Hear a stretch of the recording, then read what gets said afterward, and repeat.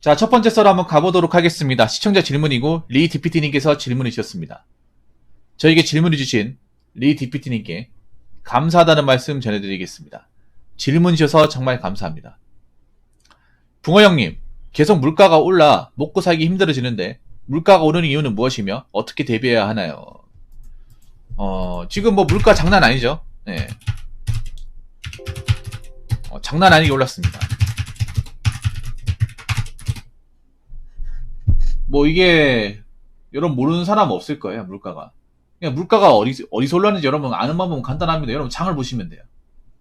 장 보면 확실하게 가늠할 수 있습니다. 예. 장을 안 봐도 여러분들 뭐 음식 같은 거 시켜먹으면 바로 알 수 있습니다. 예. 근데 장 보는 게 가장 확실하게 알 수 있어요. 여러분. 장을 보면 우리가 모든 물건을 다 보잖아. 우리가 장을 볼 때 뭐 라면도 그렇고 고기도 그렇고 채소도 그렇고 다 보거든요. 그러면 이게 올랐는지 안 올랐는지 바로 와요. 예. 특히 농산물, 축산물이 엄청나게 올랐습니다. 예. 말도 안 되게 올랐습니다. 손이 안 갑니다, 이게. 일단 제가 봤던 그대로 말씀드릴게요. 저희 동네 기준으로 말씀드리면 돼지고기 삼겹살 100g에 거의 2,500원 더 납니다. 국산요. 네, 국산 생삼겹살 냉동 말고요. 네, 2,000원은 그냥 넘습니다. 아무리 싸도 2,000원 그냥 넘습니다. 2,000원 한 400원에서 500원 사납니다. 이것도 할인마트 기준으로. 네. 작년에 제가 알기로 한 1,800원 정도 했던 걸로 기억나거든요. 1,700원, 1,800원. 근데 작년 대비 한 6, 700원 올랐습니다. 100g 단위로. 그럼 한 근이면 거의 한 4,000원 또 올랐다는 거죠. 4,000원 또. 그리고 목살도 한 100g에 1,800원. 1,800원에서 2,000원 선. 네. 네, 많이 비싸요. 그리고 뭐 계란 같은 것도 비싸고 특히 기름이 비쌉니다. 특히 식용유가 말도 안 되게 올랐습니다. 식용유. 네. 자, 육류, 식용유 많이 오는 거 제가 얘기해 줄게요. 식용유 진짜 많이 올랐습니다. 네. 식용유가 거의 한 20% 넘게 올랐어요. 그리고 밀가루. 네. 이게 왜 무슨 원인인지 아실 겁니다. 그 러시아 때문에. 네.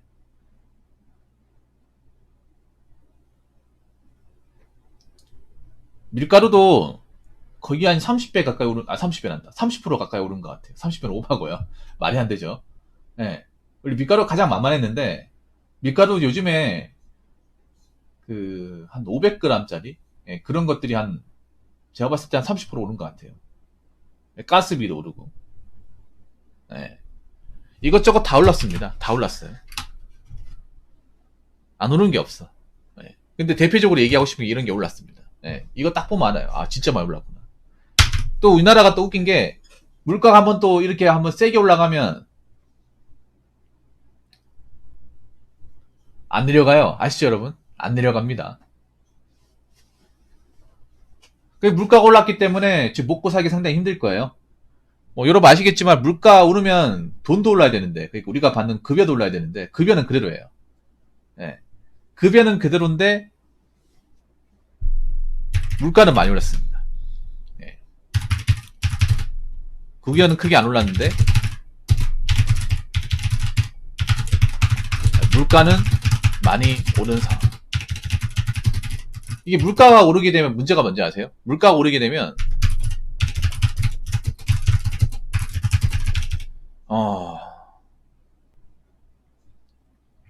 어떤 공과금이나 유지비도 많이 올라갑니다. 특히 내가 좀 여러분한테 강조하고 싶은 게, 특히 자취하시는 분들 정신 안 차리면 훅 갑니다. 제가 꼭 말씀드리고 싶은데, 혼자 사시는 분들 있죠. 이게 문제가 뭐냐 하면 물가 오르잖아요. 그럼 집값도 오릅니다. 그러니까 집값 내려가고 있는데, 여러분 지금 특징이 뭐냐 하면 매매가는 오늘 내려가고 있어요. 매매나 전세 내려가고 있는데 문제는 월세가 올라갑니다. 그래서 지금 서울 월세 비싸잖아. 더 올라갈 가능성이 높습니다. 왜냐하면 사람들이 집을 못 사니까 내려오는 거야. 전세도 이제 전세 대출이 금리 오르다 보니까 그 금리 내는 돈 합쳐보니까 월세 사는 게 나을 것 같고 월세를 돌리고 있는 추세야. 월세 수요가 많다 보니까 당연히 집주인들 입장에서는 뭐 관리하는데 돈도 많이 들고 물가도 올랐으니까 그 핑계를 올리면 되는 거예요. 그래서 이게 체감상 올라가는 게 더 많은 거예요. 뉴스를 보면 알 수 있어요. 여러분. 월세수가 굉장히 많습니다. 어떻게 보면 건물주 입장에서 좋죠. 물가 오르니까 그 핑계로 같이 올려버리니. 근데 문제는 뭐냐 하면 그 월세 사는 분들이 뭐 급여를 많이 받냐? 급여를 엄청 많이 받냐? 그거 아니라는 거죠. 그래서 제가 봤을 때 서울 같은 게 지금 보통 이제 원룸 월세 가격이 평균이 한 50대잖아요. 근데 60까지 갈 수 있는 거죠. 평균이 60. 난 가능성이 있다고 봅니다. 이게 일본하고 좀 비슷해. 일본도 매매 가격이 내려갔는데 월세는 올라갔어요. 과거에. 예. 왜냐하면 사람들이 이제 집을 대부분 못 산다고 생각하기 때문에. 집 사는 거 포기했기 때문에. 왜냐하면 나가는 돈과 뭐 모으는 돈 봤을 때 도저히 그 지금 집값 부피를 따라가기 힘들기 때문에. 그렇다고 뭐 영끌하면 뭐 골로 가버리고. 그래서 그런 문제가 있습니다. 자, 물가가 오르는 이유는 무엇이냐? 간단하게 얘기했습니다. 네. 첫 번째는 확실한 얘기. 러시아, 우크라이나 네, 전쟁. 확실하죠, 여러분? 네, 전쟁 때문에. 전쟁 때문에 이게 올랐죠. 이건 눈에 띌 정도로 올랐습니다. 그래서 지금 치킨 가격이 오르는 이유도 이것 때문에 올라요. 기름값, 기름 때문에. 치킨 가격이 오를 수밖에 없는 이유가 여러분들은 열받죠. 근데 오를 수밖에 없는 이유가 치킨은 기름이 엄청 많이 들어가잖아. 예. 특히 있잖아요. 그 업소용 식용유는 굉장히 대량을 쓰거든요. 그래서 기름 비용이 엄청 커요. 기름 나가는 돈도 크고요. 근데 기름값이 오르다 보니까 이걸 무시 못해. 그리고 이것도 보통 이제 튀김류에 또 들어가는 거잖아요. 어차피 뭐 튀김가루도 밀가루 성분이 있는 거니까. 예. 이 전쟁 때문에 뭐 기름, 밀가루, 그리고 가스 다 올랐죠. 확실한 이유죠, 여러분. 이건 뭐 여러분들 여기에 대해서 뭐 반박하실 분들 없죠. 자, 두 번째는 뭐냐 하면 자, 이렇게 이야기했습니다. 예. 코로나. 이것도 확실하죠, 여러분. 예. 이것도 확실합니다. 지금 뭐 우리나라 아직 제대로 완전히 회복된 게 아니죠. 다시 또 나오기 시작했죠. 얼마 전에 뉴스를 봤는데 우리나라 확진자 수가 총 이때까지 나온 누적 확진자 수가 2,200만 명이 돼요. 예.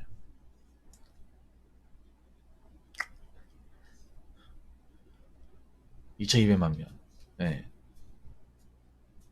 그래서 나라에서 이제 일 못하는 사람도 있을 거 아니에요.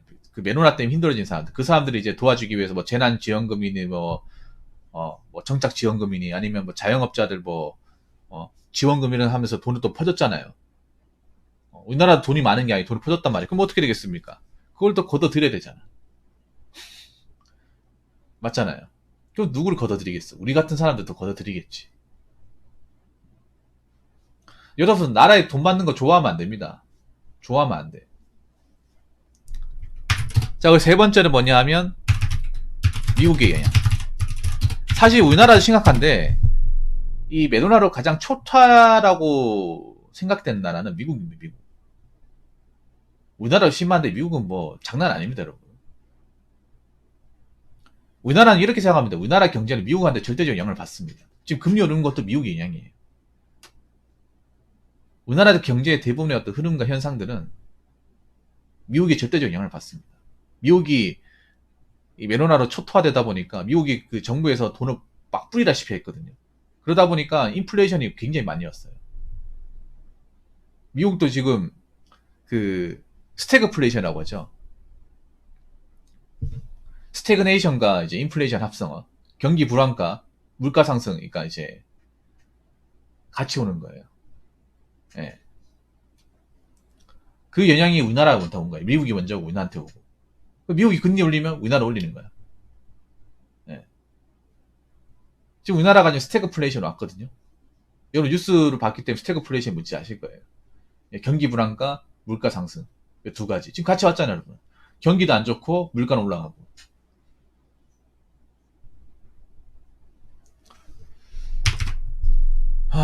참 뭐 여러 가지 많이 힘든데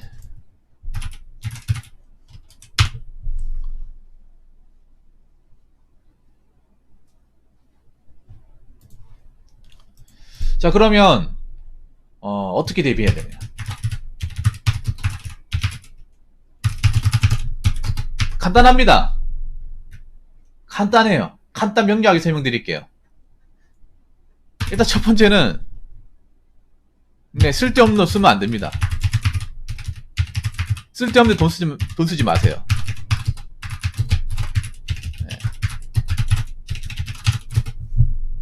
근데 우리나라 사람들이 쓸데없는 돈 많이 씁니다. 여러분들은 우리나라 사람들이 돈을 안 쓴다고 생각하는데요.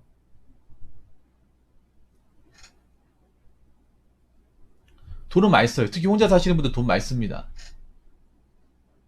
여러분 우리나라 사람들이 돈을 왜 못 모으는지 아세요? 월급이 적어서 못 모으는 것도 있지만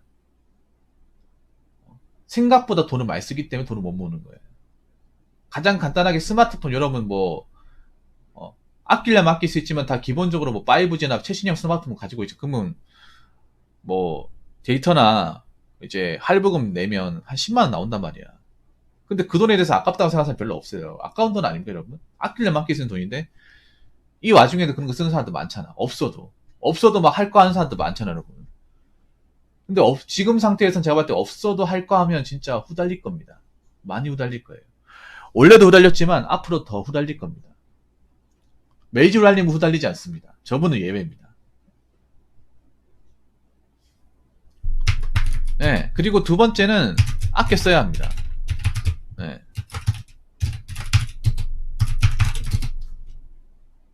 아껴 써야 됩니다. 좀 지독하게 아껴 써야 돼. 특히 서울이나 수도권에 혼자 사시는 분들은 정말 아껴 써야 됩니다. 남들 하는 거 있다고 막 다 쓰고 배달 음식 먹고 싶다고 다 먹고 스타벅스 간다고 다 가면 안 돼. 오히려 지방에서 하면 더 아껴야 돼. 난 솔직히 있잖아요. 지방에서 이렇게 살아가는 사람들 아니면 영고에 살아가는 사람들보다 더 지금 걱정인 게 수도권에 살아가는 사람이야. 나 걱정되는 게 지금 이 스태그플레이션 요거 감 안 오는 사람들 많거든요. 네, 이 말이 무슨 말인지도 몰라 젊은 사람들 중에.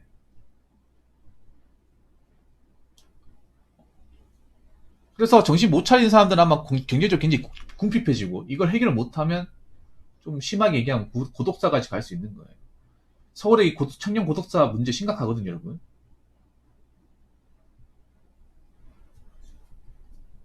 네. 마땅한 묘안이 없어요 여러분. 아껴 써야 됩니다. 고향 떠나가지고 서울 사시는 분들 내가 받는 돈이 그렇게 많은 게 아니잖아요 여러분. 네. 정신 차리셔야 됩니다. 자, 그리고 세 번째는 뭐냐 하면 푸어짓 하면 안 됩니다. 1번하고 같은 말인데 푸어짓 뭐가 있겠습니까? 하우스 푸어, 카 푸어. 푸어짓 하면 안 돼요. 없으면 하지 마요 그냥. 감당 안 되면 하지 마. 차 굴리지 마세요. 투자 같은 것도 하지 마세요. B2 같은 거 하지 마세요. 없는데 무리하게 대출해서 살 생각도 하지 마요. 어차피 별로 하지도 않을 거지만 하우스폰 할 사람은 별로 없을 겁니다. 요즘 시점에. 근데 카푸어는 하는 사람도 있을 거예요. 이 와중에도 중고차 시장 가면 독일 3사 같은 거 잘 나갑니다. 네, 돈 없는 사람들 오랄부로 무식하게 질러가지고 한번 해보세요. 해가지고 감당 못해서 나중에 어떻게 되는지. 기름값도 비싼데 그리고 캐피탈도 금리 장난 아닌데 내 월급은 정해져 있는데 다른 물가 다 올라가는데 그렇게 해서 꼬꾸라지고 나서 남 탓하지 마시기 바라겠습니다. 그래서 그냥 지독하게 아끼는 수밖에 없습니다. 네, 아끼는 수밖에 없어요.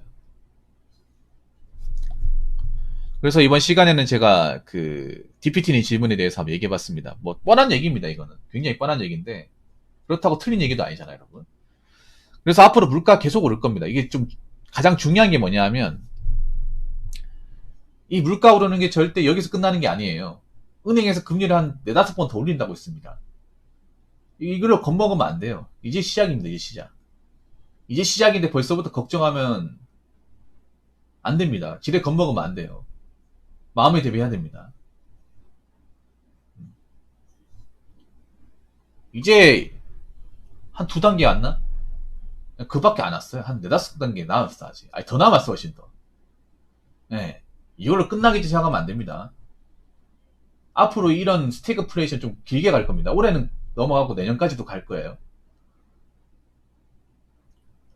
아까 말씀드린 스태그플레이션, 스태그네이션과 인플레이션의 합성어, 경기 불안과 물가 상승 같이 와요. 지금 물가에서 더 오를 수 있습니다. 지금 물가에서 더 오를 수 있어요.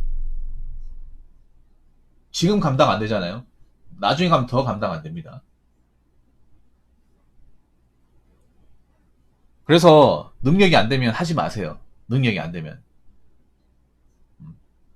애초에 차골 만한 능력이 없으면 하지 마시고, 배달 음식도 다 먹고 나서 남는 돈 없으면 배달 음식 시켜 먹지 마세요. 이거 대비하는 사람과 대비하지 않는 사람은 삶의 질이 극단적으로 많이 벌어질 겁니다. 지금 당장은 티가 안 나겠지만 1년, 2년 지나면 삶의 질이 완전히 달라져요. 그렇기 때문에 좀 없이 살고 좀 부족하게 사는 것에 대해서 좀 나름 생각을 해야 됩니다. 고찰을 해야 돼요. 그렇기 때문에 이 얘기 듣고 좀 내가 돈을 흥청망청 썼다거나 물가 상승에 대해서 제대로 대비가 안 되신 분들은 좀 각성을 하시기 바라겠습니다. 자, 이상으로 첫 번째 썰 마치도록 하겠습니다.